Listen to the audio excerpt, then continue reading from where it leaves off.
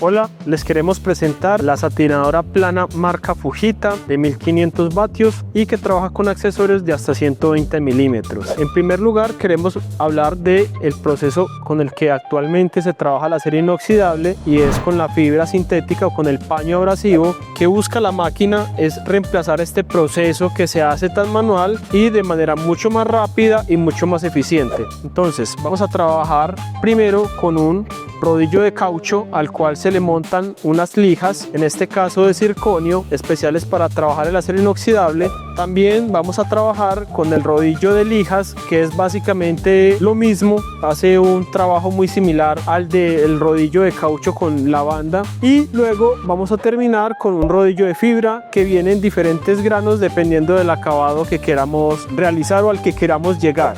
Vamos a trabajar con un tubo en acero inoxidable que actualmente se encuentra completamente rayado, y la idea es recuperarlo y llegar otra vez al acabado con el que el tubo venía de fábrica.